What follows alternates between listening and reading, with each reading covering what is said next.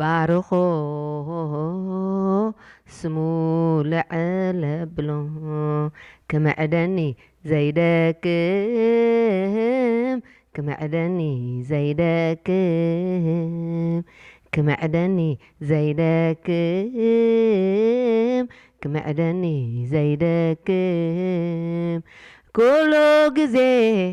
ይዛረበኒ ኩሉ ግዜ የበርትዓኒ ኩሉ ግዜ ይዛረበኒ ኩሉ ግዜ የተሳኒ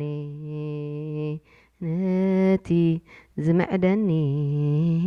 ኣምላኸይ እባርኾ ስሙ ልዕል ነብሎ ነቲ ዝምዕደና ኣምላኽና ንባርኾ ስሙ ልዕል ነብሎ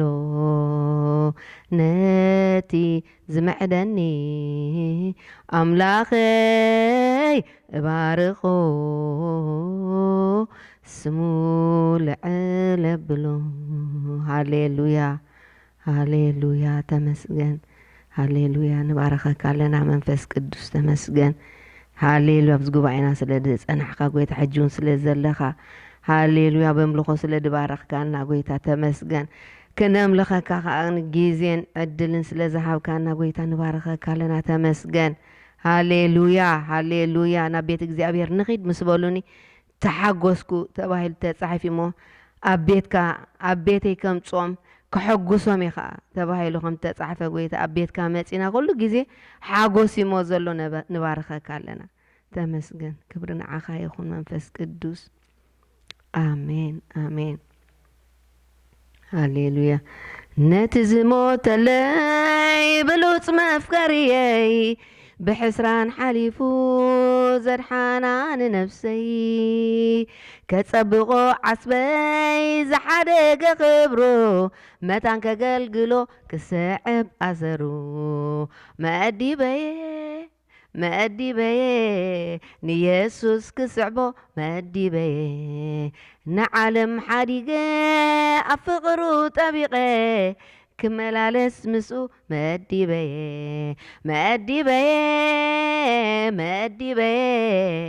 ንየሱስ ክስዕቦ መأዲበየ ንዓለም ሓዲገ ኣብ ፍቕሩ ጠቢቐ ክመላለስ ምስኡ መأዲበየ ኣባ ዘብል ቦታ ዕጫኻ በፅሓኒ ንዓይ ካብ ፀውዐ ኣዝዩ ኣኽቢሩኒ ኣይኣቱን ናብ ዓለም ኣዋጋ ዕዳጋ ኣምላኽ እዩ ዕጫይ ዝሃብታም ብፀጋ መأዲበየ ንየሱስ ክስዕቦ መأዲበየ ንዓለም ሓዲገ ኣብ ፍቕሩ ጠቢቐ ክመላለስ ምስኡ መأዲበየ ንየሱስ ክስዕቦ መأዲበየ ንዓለም ሓዲገ ኣብ ፍቕሩ ጠቢቐ ክመላለስ ምስኡ መأዲበየ ኣባህ ዘብል ቦታ ዕጫኻ በፅሓኒ ንዓይ ካብ ፀውዐ ኣዝዩ ኣኽቢሩኒ ኣይኣቱን ናብ ዓለም ኣዋጋ ዕዳጋ ኣምላኽ እዩ ዕጫይ ዝሃብታም ብፀጋ ኣምላኽ እዩ ዕጫይ ዝሃብታም ብፀጋ ኣምላኽ እዩ ዕጫይ ዝሃብታም ብፀጋ ኣምላኽ እዩ ዕጫይ ዝሃብታም ብፀጋ ኣምላኽ እዩ ዕጫይ ዝሃብታም ብፀጋ ኣምላኽ እዩ ዕጫይ ዝሃብታም ብፀጋ ኣምላኽ እዩ ርስተይ ዝሃብታም ብፀጋ ሃሌሉያ ኣፍና ብሰሓቕ መልሓስና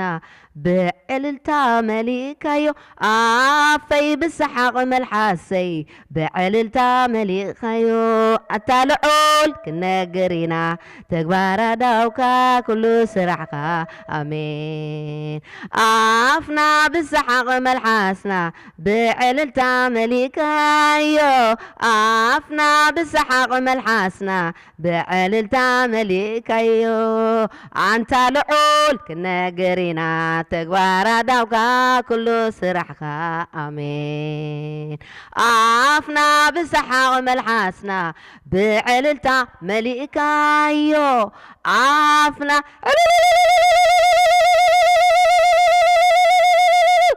أنت لعول كنا قرينا تكبار داوكا كل سرحكا آمين آفنا بسحق ملحاسنا بعللتا مليكايو آفنا بسحق ملحاسنا بعللتا مليكايو أنت لعول كنا قرينا تكبار داوكا كل سرحكا آمين هاليلويا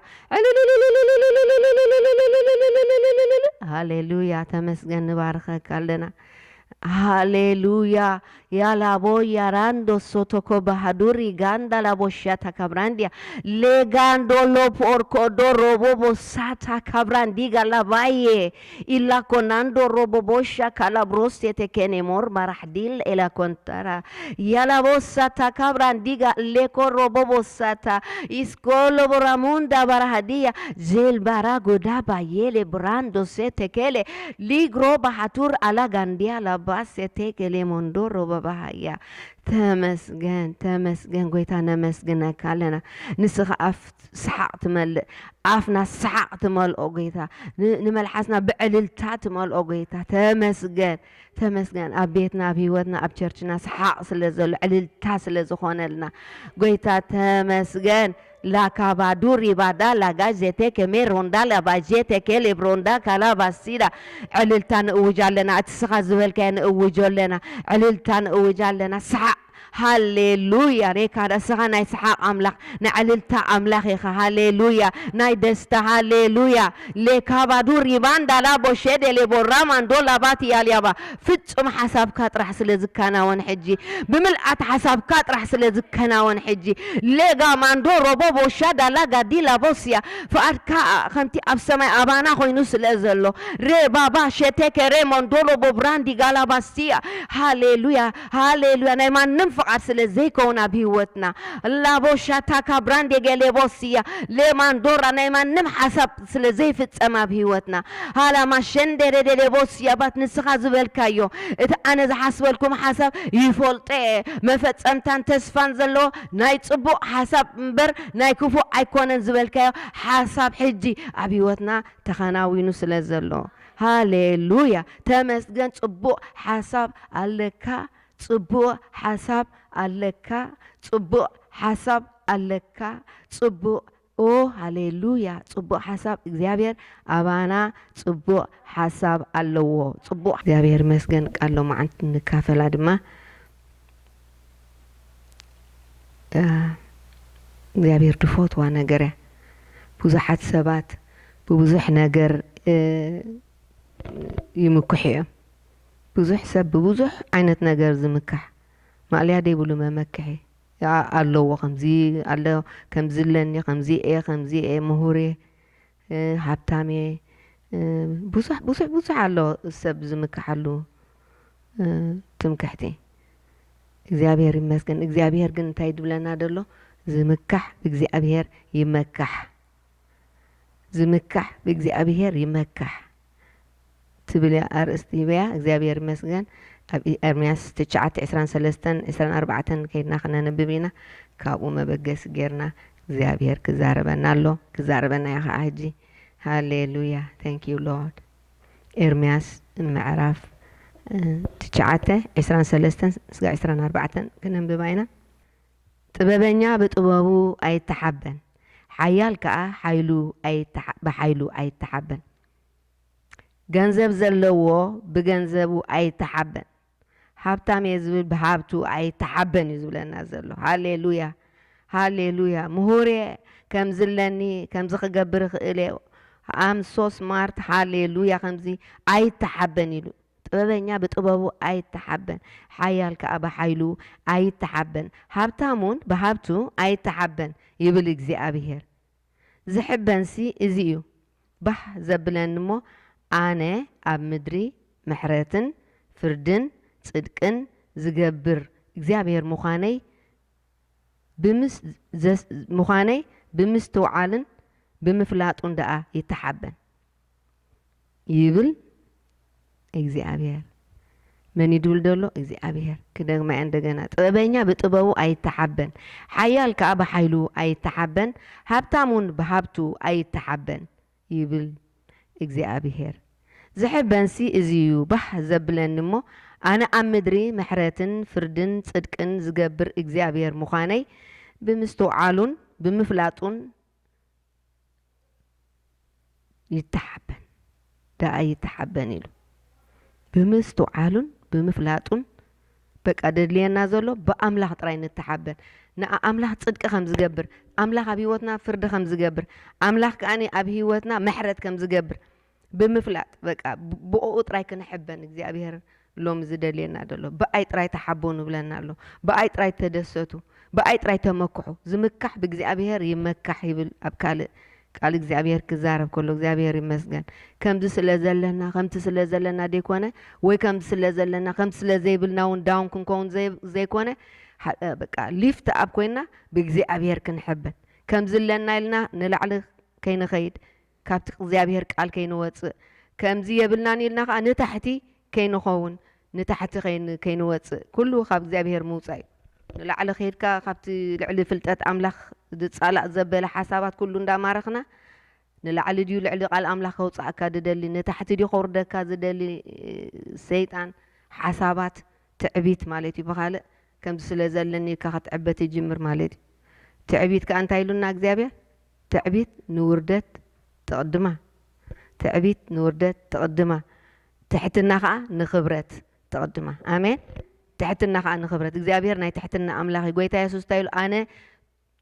أنا لوه لبيد ما تحت كاباي تمهارو أرعتي فوق تصوري دما قليليو كاباي تمهارو ننفسكم دما انت ترغب يخم عرفتي تحتنا انت هبك مالتي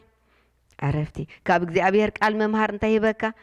عرفتي እግዚአብሔር ይመስገን ሃሌሉያ እግዚአብሔር عرفتنا ዝደል أملاخ ዝዛረበና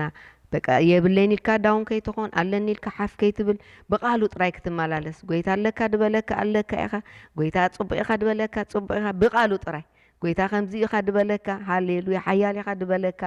ከምኡ ኢና ንሕና ሃሌሉያ ከምቲ ቃሉ ኢና ካብቲ ቃሉ ወፂና ግን በቃሉ ኢና ንኸይድ ቃሉ ከዓ ንሱ እዩ ስለዚ በኣይ ተሓበኑ በኣይ ደስ ይበልኩም ሎሚ ሃሌሉያ ብኻልእ ተተሓቢንካ ጸኒሑ ክግልብጠካ ኽእል بخالق تتحبين كهم زلنا هبت لنا تلك قلبت أكاغلي مهورية تلك تمرتها ولا حنت هم ديت أكم كخوني خالي كل شيء تمكحتي سلنا تحت دود هاليلويا هاليلويا إن كل دين زخونا نجر نجبره بخونا نجر نجبره كم زجيرة إلنا بعلنا بزيك زي أبير بعلنا خم زخوني نبلو نجر كم زخم معراري نبلو نجزي أبير السايد جيرنا زخونا نجر كله جيزة تعبيت مالت كاب قال እግዚአብሔር ሲምፕሊ ካብ ቃል እግዚአብሔር ምውፃእ ማለት እዩ እግዚአብሔር ብኡ ጥራይ ክንመላለስ ይደልየና ኣሎ ኩነታት ዘይርኢ ሰብ ማለት እዩ ኩነታት ርኡ ዘይሞቆ ኩነታት ርኡ ከዓኒ ዘይዝሕሎ the same temperature ዘለዎ እግዚአብሔር ብቃሉ ጥራይ ድሕጎስ ሃሌሉያ ብኩነታት ዘይመውቕ ብኩነታት ከዓ ዘይዝሕል ብናይ እግዚአብሔር ሙቐት ጥራይ ዘለዓለማዊ ብዘይ ለውጢ ቴምፕሬቸር ደው ድብል ብፁዕ እዩ ሃሌሉያ ብእግዚአብሔር ጥራይ ደስ ይበለና ምክንያቱ እግዚአብሔር ዘለዓለማዊ ናትና ሙቐት ስለ ዝኾነ ሃሌሉያ thank you lord ስምካ ይባረክ ሃሌሉያ thank you lord ነመስግነካ ናብ ቀዳማይ ቆሮንጦስ 1:31 እንታይ ይብል ሃሌሉያ ዝምካሕ ብእግዚአብሔር ይመካሕ ቀዳማይ ቆሮንጦስ ምዕራፍ 1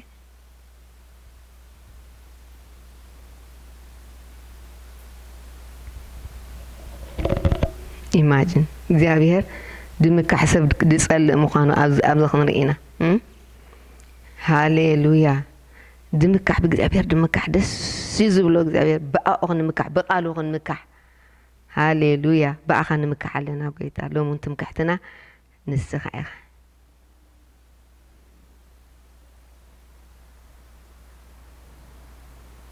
እንታይ ይብል 26 ኣብ 26 ዋላ ኩሉ ደስ እዩ ዝብለካ ግን ካብ 26 ከንብበ ኣሕዋተይ ኣብቲ ጻውዒትኩም እሞ ተመልከቱ ብዙሓት ብስጋ ለባማት ብዙሓት ስልጡናት ብዙሓት ጭዋታት ኣይተጸውዑን ኣምላኽ ግና ነቶም ጠቢባን ምእንቲ ክሕፍርሲ ንዕሽነት እዚ ዓለም እዚኣ ሓረየ ነቶም ብርቱዓት ምእንቲ ክሕፍር ከዓ ኣምላኽ ነቲ ድኻም እዚ ዓለም እዚኣ ሓረየ ስጋ ዘበለ ኣብ ቅድሚ ኣምላኽ ምእንቲ ከይምካሕ ትምክሕቲ መታን ከይምካሕ ስለ ድጸልኦ እግዚኣብሔር ስጋ ዘበለ ኣብ ቅድሚ ኣምላኽ ምእንቲ ከይምካሕ እውን ኣምላኽ ነቲ ኣነ ገለኤ ዝብል ከንቱ ምእንቲ ክገብር ነቲ ብዓለም ሕሱርን ንዕቑን ገለ ዘይኮነ ሓረየ ግናኸ እቲ ጽሑፍ ዝምካሕ ብእግዚአብሔር ይመካሕ ዝብሎ ምእንቲ ክፍጸም ንስኻትኩም ካብኡ ኣብቲ ካብ ኣምላኽ ጥበብን ጽድቅን መቕዳስን ምድሓንን ዝኾነልና ክርስቶስ ኢየሱስ ኢኹም ግናኸ እቲ ጽሑፍ ዝምካሕ ብእግዚአብሔር ይመካሕ ዝብል ምእንቲ ክፍጸም ንስኻትኩም ካብኡ ካብቲ ካብ ኣምላኽ ንጥበብን ጽድቅን መቕዳስን ምድሓንን ዝኾነልና ክርስቶስ ኢየሱስ ኢኹም እግዚአብሔር መስገን ኩሉ ዝኾነልና ጎይታ ብኡ መታን ክንምካሕስኒ ሓንቲ እኳ ናባና ኣይገደፎን ንሕና ገለ ክንገብር ኣይገደፎን ኩሉ ኣብቲ መስቀል ወዲእዎ ብትንሳኤኡ ኩሉ ነገር ቢዩቲፉል ገይርዎ ንሕና መታን ንኸይንምካሕ ብዝኾነ ነገር ብኡ ጥራይ ክንምካሕ ብምሕረቱ ብጽድቁ ፍርዲ ከም ዝገብር ኣብ ጉዳይና ነገር ኣብ ነገርና ኣሎ ከም ዝኾነ እግዚኣብሔር ብምፍላጥ ጥራይ እንታይ ግበሩ ተሓበኑ ኣነ ሕጂ ብኡ ደስ ክብለኒ መሊሰ ድማ እንታይ ክባርኸኩም እየ ካብ በረኸት ናብ በረኸት እቲ ብጎይታ ኢየሱስ ተባረኽ ናይ ኣባና ክግለጽ እግዚኣብሔር መታን ደስ ክብሎ እግዚኣብሔር ስጋ ዘበለ መታን ከይምካሕ ስጋ ዘበለ ኣነ እየ ከምዚ ከይብልሲ ነቲዮም ኣብ ዓለም ገለ ዘይኮኑ ከንቱ ዝመስሉ ንዓታቶም ስኒ ኣውፂዎም ብጣዕሚ እያ ትገርመካ እዚኣ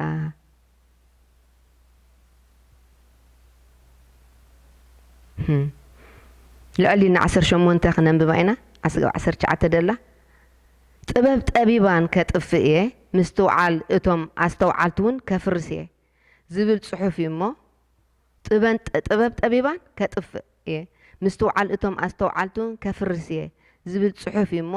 ቃል መስቀል ነቶም ዝጠፍኡ ዕሽነት እዩ ንሕና ንንድሕን ግና ሓይሊ ኣምላኽ ሃሌሉያ ንሕና ንንድሕን ግና ሓይሊ ኣምላኽ እዩ ጥበበኛ ኣበይ ኣሎ ምሁር ጽሑፍሲ ኣበይ ኣሎ መርማሪ እዚ ዓለም እዚኣ ኸ ኣበይ ኣሎ ኣምላኽ ንጥበብ እዚ ዓለም እዚኣ ዶ ዕሽነት ኣይገበሮን እዩ ዝኾነ ነገር ንምክሖ ዝኾነ ነገር ከምዚ ኢና ንብሎ ነገር እግዚኣብሔር እንታይ ገይርዎ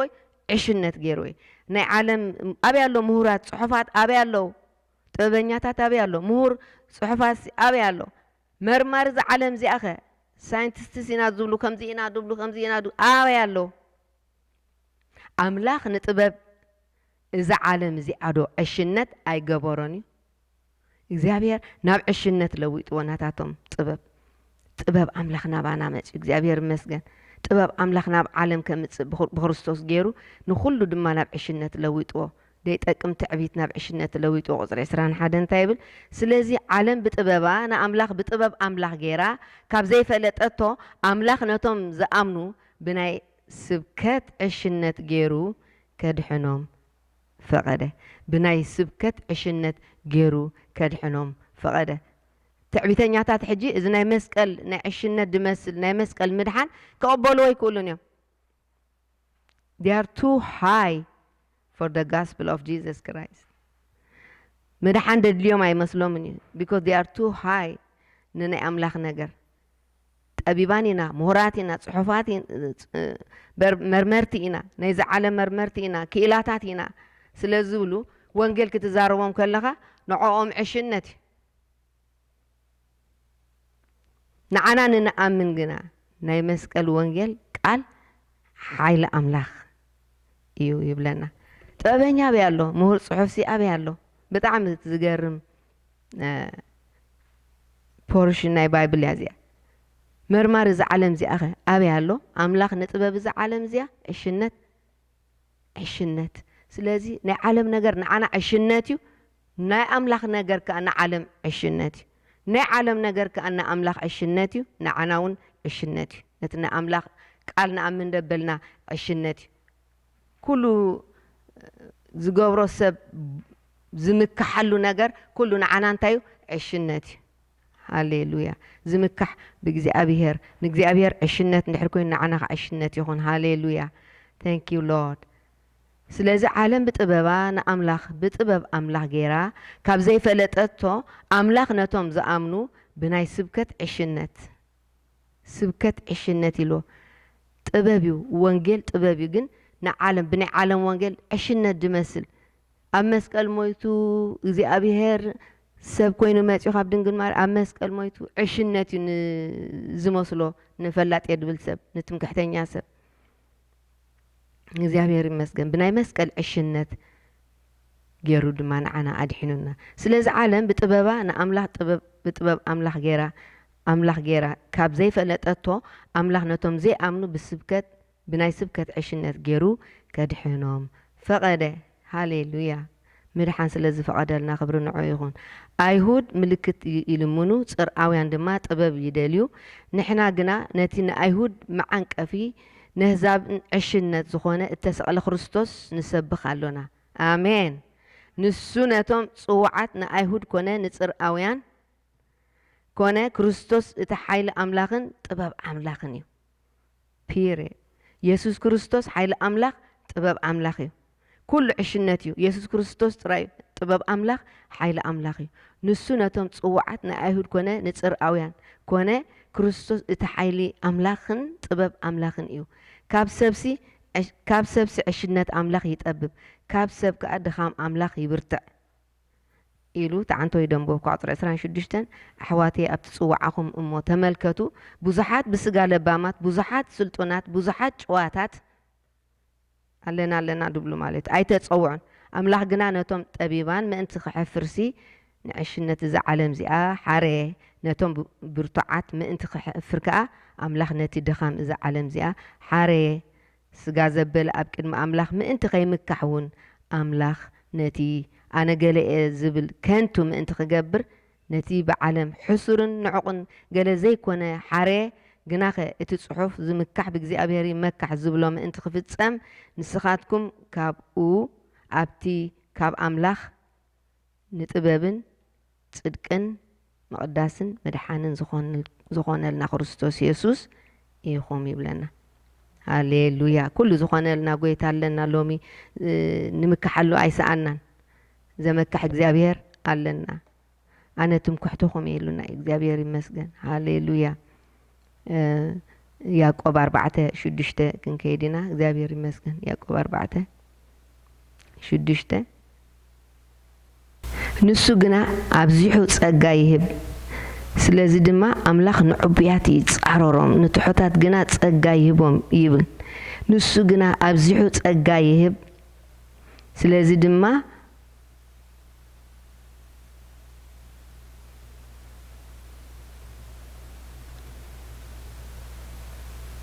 ሃሌሉያ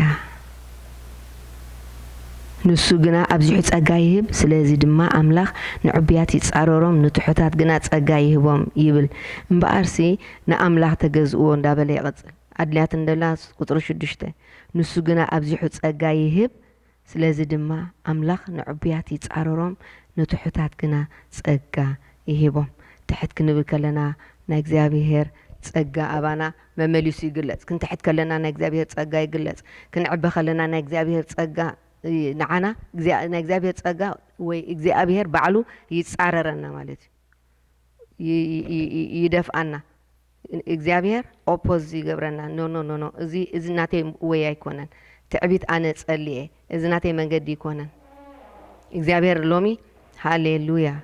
ትዕቢት ማለት ከም ትድበልክዎ ካብ ናይ እግዚአብሔር ቃል ምውፃእ ማለት ስለዚ እግዚአብሔር ሃሌሉያ በቃሉ ጥራይ ክንመላለስ ስለዚ ደልየና ዘሎ የጎይታ ይባረክ ሃሌሉያ ተመስገን ካልኣይ ቆሮንጦስ ካ ሓደ ካልኣይ ቆሮንጦስ 10:17 ከዓ ክንርአና ቃል እግዚአብሔር ብጣዕሚ ዝገርመካ 17:18 እቲ እግዚአብሔር ዝንእዶ እምበር እቲ ንርእሱ ዝንእድ ኣይኮነን ተፈቲኑ ዝወፅእ ስለዚ እቲ ዝምካሕ ብእግዚአብሔር ደኣ ይመካሕ ይብለና እቲ እግዚአብሔር ዝንእዶ እምበር እቲ ንርእሱ ዝንእድ ኣይኮነን ተፈቲኑ ዝወፅእ ስለዚ እቲ ዝምካሕ ብእግዚአብሔር ደኣ ይመካሕ እግዚአብሔር ይመስገን ሎሚ መመካሕ ጎይታ ኣለና ብጎይታ ጥራይ ደስ ይበለና ንመካሕ እግዚአብሔር ከዓ ከመካሓና እዩ ከምቲ ዘማሪት ዝበለቶ እግዚአብሔር ንዝተመክሕዎ ዘመካሕ ኣምላኽ እዩ ከመካሓና እዩ ብኡ ጥራይ ንመካሕ ብኻልእ ንምክሖ ኩሉ ነገር ግን ድሮብ ንግበሮ ሎም መዓንቲ ዝኾነ ይኹን በዚ ድዩ ሃሌሉያ ኣነ እኳ ከምዚየ ንብሎ ማለት ሃሌሉያ ከምኡ ብዙሕ ሰሚዕና ኣለና እቲ ትብሎ ከዓ ይኸውን እዩ ካብ ሃመማ ዓፅሚ ነውፅኢና ገለ መለታት ዘየድሊ ዘረባታት እንድሕር ትዛረብ ኮን ከዳስዋጥ ኤግዛክትሊ ይጎይነዱ እግዚአብሔር እንታይ ድብለና ደሎ ብእግዚአብሔር ጥራይ ክንምካሕ ብእግዚአብሔር ጥራይ ተመክሑ እግዚአብሔር እንድሕር ተመኪሕናሉ መመሊሱ እግዚአብሔር ከመካሓና እዩ እግዚአብሔር ከደይበና እዩ ኣብቲ ድበሎ ካብ እግዚአብሔር ካብ ምምካሕ ክነቋርፅ ናብ ርእስና ክንጥም ተጀሚርና ኣነ ከምዚኣ ክንብል ተጀሚርና ወይ ከዓ ኣነ የብለይን ከም ዳውን የደለኹ ወይ ከዓ ኣለኒ ኣብ የደለኹ ኣብ ርእስና ዝኾነ ነገር ተጠሚትና ናብ እግዚአብሔር ተደይ ኮይኑ ኩሉ ግዜ both ways ንጥፍኣት እዩ ዝኸውን ማለት እዩ እግዚአብሔር ሎሚ ይዛረበና ኣሎ መታን ኣብ ርእስና ከይንጥምት ዳውን ከይንኸውን ወይ ከዓ ኣብ ርእስና ጠሚትና ከዓ ከይንዕበ ሎሚ ኣዒንትና ናብኡ ንግበሮ ብእግዚአብሔር ንመካሕ despite the situation whatever it is we don't care እግዚአብሔር እንድሕር ተመኪሕናሉ እግዚአብሔር ከመካሕና ይሕጅውን ሃሌሉያ ስሙ ይባረክ ተመስገን ጎይታ ምሳና እዩ ሃሌሉያ ምክንያቱ ኣምላኽና ካብዚ የለ ህሉ ዝገብር ካብ ባዶ ዘየለ ነገር ይፈጥር ብቃሉ ይፈጥሮ እግዚአብሔር ደየለ ነገር ክፈጥሮ ከምፅኦ ዝኽእል ኣምላኽ ብኡ ተተመኪሕና እቲ የለን ንብሎ ከማን ኣብ ቅድመና ክመፅእ እዩ ሃሌሉያ ኣብ ኢድና ከኣቱ እዩ እግዚአብሔር ይመስገን thank you lord ብእግዚአብሔር ጥራይ ንመካሕ ባዕለይ ይፈልጥ ኣይትበል እዚኣ ከዓ my favorite verse proverbs ምሳሌ ምዕራፍ 3 ሃሌሉያ ምሳሌ ምዕራፍ 3 5-6 ክነንብብ ኢና ብምሉእ ልብኻ ብእግዚአብሔር ተኣመን ኣብ ልቦናኻ ኣይትጸጋዕ ኣብ ኩሉ መገድኻ ንኡ ሕሰብ ንሱ ከዓ ኣካይዳኻ ከቐንዕ እዩ ባዕለይ ይፈልጥ ኣይትበል ንእግዚአብሔር ፍራሕ ካብ ክፉእ ቃርሓ እዚ ንሕምብርትኻ ፈውሲ ንዕፅምትኻ እውን ኣንጉዕ ክኾነካ እዩ እዚ ንሕምብርትኻ ፈውሲ ንዕፅምትኻ ንባዲኻ ማለት እዩ ኣንጉዕ ክኾነካ እዩ بملؤ لبنا ناب እግዚአብሔር ክንእመን بملؤ ልብና ናብ እግዚአብሔር ክንምካሕ بملؤ ልብና ንእግዚአብሔር ክንደልዮ ምድላይ እግዚአብሔር አባና ክኸውን ሃሌሉያ ሃሌሉያ thank you lord ተመስገን ነመስግነካ ኣለና ልብናን ንስኻ ጥራይ ስለትወስዶ ልብናን ሓሳባትናን ባእኻ ጥራይ ስለድውሰድ ንስኻ ትደልዮ ጎደና ስለትመርሓና ጎይታ ነመስግነካ ኣለና ብመገዲ ጽድቂ بقودنا بتقنعت من قد خمرحك تبايلو تتصحف إمو قويتا نبارخك لنا تمسجن سمك يبارخ نسخن سلت مرحنا دلها تمسجن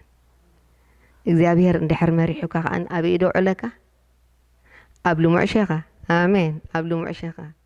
እግዚአብሔር ክመርሓካ ከሎ ኣብ ልሙዕ ሸኻ أبز عارفولو ما أبتعرفولو ما يزمرحك no matter what حجي زخونة يكون situation دولو نرس عيو إግዚአብሔር ይመርሐና ኣሎ ኣብ ቅድሜና ድመርሐና ናበይ ናብ ልሙዕ ሸኻ ናበይ ድመርሐና ናብ ንዓርፈሉ ማይ ናበይ ይመርሐና ምእንቲ ስሙ ኢሉ ብመንገዲ ጽድቂ ይመርሐና ብኡ ተተመኪሕና እግዚኣብሔር ከመካሐና እዩ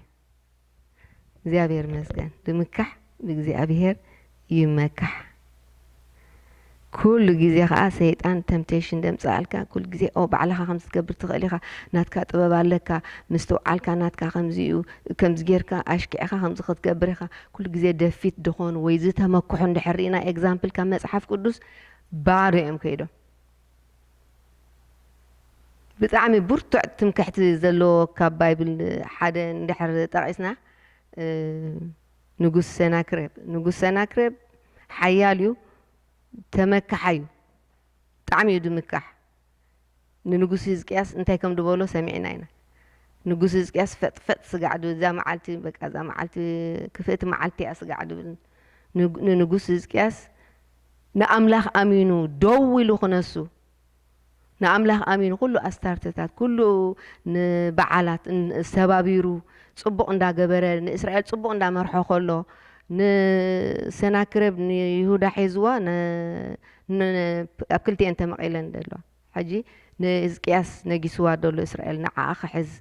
كدلوا خلو إزكياس نأملاخ أمينو كابو عالي بلنا ده حرجن كاباي ده على خاصني نمن أمين كأخا أنا نخندي نجستات كم زوجور كي سلازي نعاخون كتفاك እግዚአብሔር ከድሕኖኩም ኢልካ ነቲኦም እስራኤላውያን እንታይ ኣይትሻጥሮም ካባይ ወላ ሓደ ከድሕን ዝኽእል ካልእ የለን ኤግዛምፕል ኣምፅኡ በዓል ክስቶ ሽሞም እንዳጠቐሰ እቶም ሃገራት ደጥፋእኽዎም ኣነ ሕልፍ ኢሉ ኣቦታቱ ጀጋኑ ምዃኑ ኩሉ ንጉስ ሰናክሬብ ናይ ትዕቢት ኤግዛምፕል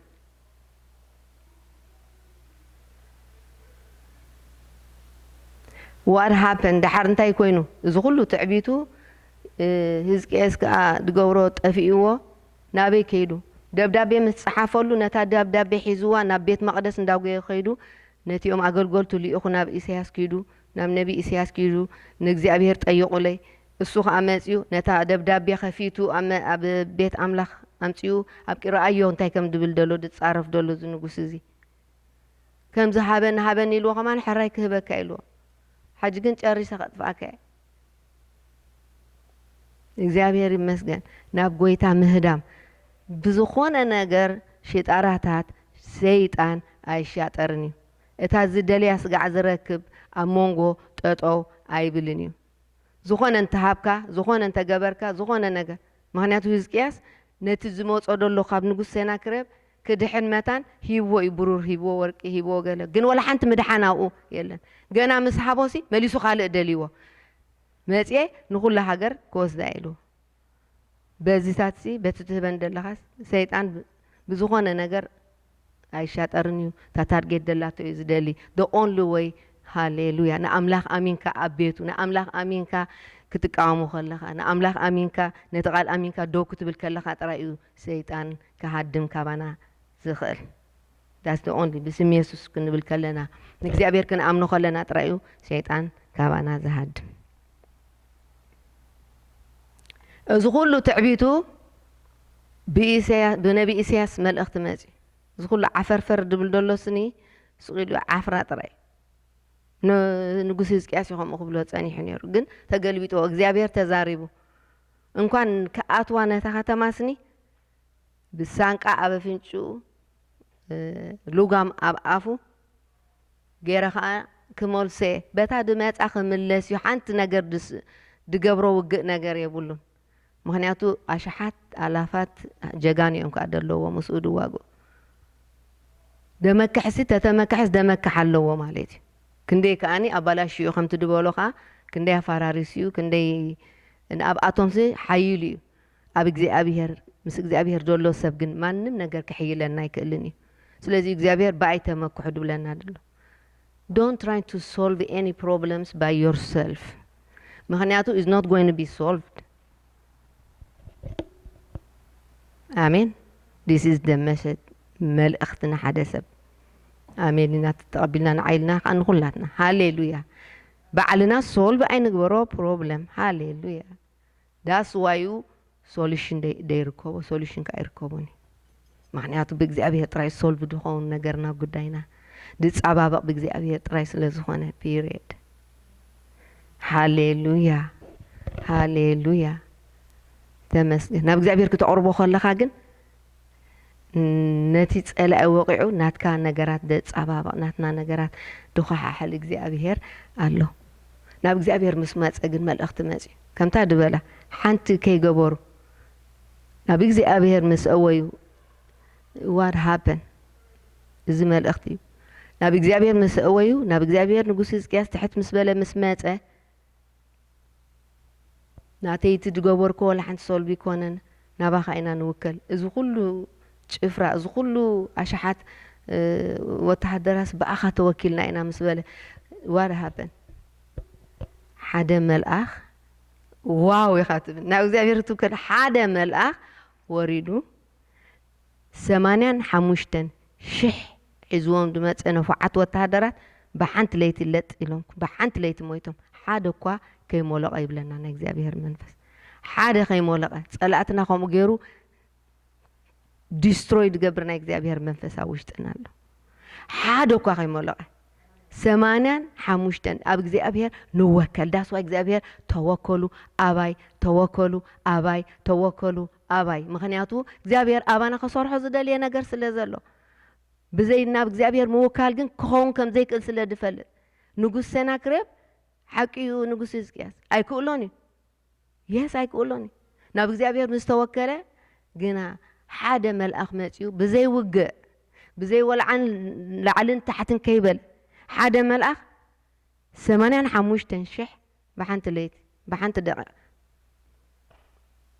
ንጉስ ሰናክሬብ ስጥርሑ ተሪፉ can you imagine ክዋግኡ ከዮም ረድድ ኣለዉ መፂኦም ከዮም ደለዉ ክዋግኡ ፊት ንፊት ወታደራት ምሙሎም 85,000 ብሓንሳብ ሓደ መንግስትና ፓወርፉል እያ ሓደ መልኣኽ ክስትር ኣቢሉ ኣበይ ከይዱ ዳ ትትዕቢቱ እዚ ኩሉ ሓፍሓፍ ክብሎ ድፀንሐ ዳስዋ እዩ ሓፍሓፍ ኣይትበሉ ድብለና እዚ ኩሉ ሓፍሓፍ ክብሎ ዝፀንሐ ትዕቢት ባይ ደ ወይ ናይ ሸይጣን እዩ ንእሽተይ ከም ገሊሉ ክቕልቀለካ ክደሎ ከሎ ካት ኦፍ ክንገብሮ ይደለና ኣበይ ኣሎ ትዕቢቱ ከምታ ድበላ 85 ምስ ሞቱ ሓፊሉስ ንገዝኡ ተመሊሱ ናብ ገዝኡ ተመሊሱ ጥርሑ ተመሊሱ ትዕቢት ጥራሕኻ ይድገብረካ ማለት እዩ ብእግዚአብሔር ክትውከል ከለኻ ግን መልኣትካ እግዚአብሔር መልኣትና እዩ ብእግዚአብሔር ንፈሳሕ ከፈሳሓና እዩ እግዚአብሔር ገና ከፈሳሓና እግዚአብሔር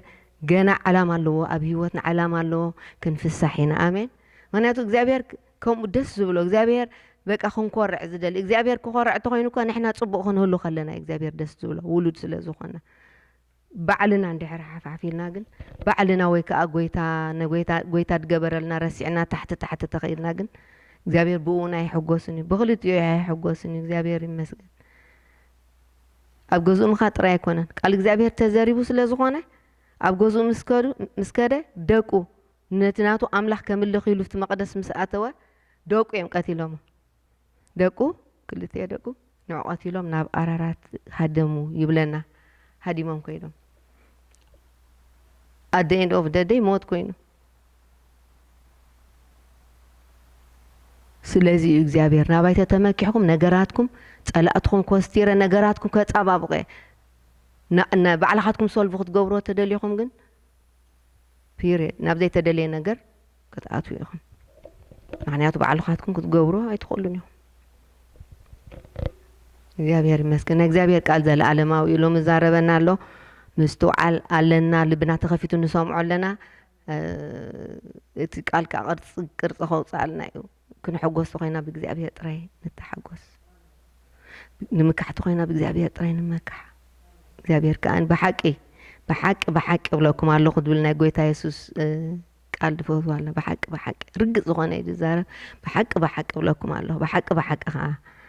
ቃሉ حق ስለዚ بحق እግዚአብሔር ከኽብረና ንዕኡ ጥራይ ክንደሊ ኸልና ከም ንጉስ ሕዝቅያስ ዘኽበሮ ማለት እዩ እግዚአብሔር ይመስገን ቃሉ حق ስለ ዝኾነ ሃሌሉያ ኣብ ቃል እግዚአብሔር ተተወኪልካ ብጣዕሚ ኣነ ዝገርመኒ ቃል እግዚአብሔር ብጣዕሚ ዘገርም ነገር እዩ ኣብ ቃል እግዚአብሔር ተወኪልካ ከተሓፍር ኣይትኽእልን ኢኻ ኢምፖሲብል እዩ ቃል እግዚአብሔር ምስ በለስ ኮነ ኣዘዘ ኸኣስ ቆመ እዩ ንዑ ጥራይ ፎሎ ንግበሮ እምበር ቃል እግዚአብሔር ዝሰርሕ ቃል እግዚአብሔር ዘኽብር ቃል እግዚአብሔር እዩ ነቶም ናቱ ነትዮም ዝደልይዎ ኸኣኒ ዝፈልጦም እግዚአብሔር ድፈልጠና ኣምላኽ ጎይታ ተመስገን ነቶም ብሓቂ ንዕኡ ደኣምኑ መታን ከጽንዕሲ ዓይንቲ እግዚአብሔር ስና ብዘላ ምድሪ እየን ዝዞራ ትፈትዋ ቃል እቲ ነቢ መጺኡ ንንጉስ ኣሳ ክዛረብ ከሎ ናባይ ደይተወከልካ እንታይ ኮንካ ናባይ ደይተወከልካ ቅድሚ ሕጂ ኢትዮጵያውያን ተኣኪቦም ነገስታት ተኣኪቦም ምስ መጹኻ ኣሻሓት ዝነበሩ ኣላፍ ዝነበሩ ኩሉ ኣሸኒፍካዮም ምሳይ ኮይንካ ሕጂ ግን ኣባኻ ተኣሚንካ ኢሉ ኣባኻ ተኣሚንካ ስለዚ እቲ ንጉስ ኣብ ትሕተኻ ክኸውን ዝግባእ ቤን ሓዳድ ካባኻ ሞሊቑ ኢሉ ካባኻ ሞሊቑ ብዙሕ ነገር ካባና ድመልቕ ንእግዚአብሔር እንድሕር ደይተወከልና ካባና ብዙሕ ነገር ይመልቕ እዩ እግዚአብሔር ይመስገን ኣብ እግዚአብሔር ተወኪልና ግን መሊስና ክንብርትዕ ኢና ጎይታ ይመስገን ናይ መጨረሽታ ቃል ነንብባ ሚክያስ 6:8 ክነብብ ኢና ሚልክያስ ደይኮነስ ሚክያስ 6:8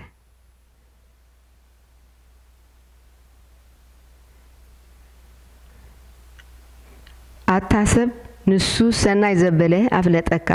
እግዚአብሔር ሲ ቅንዕና ክትገብር ምሕረት ከኣ ክትፈቱ ምስ ኣምላኽ እውን ብትሕትና ክትመላለስ እንተ ዘይኮይኑስ ካባኻ ዝደልዮ እንታይ እዩ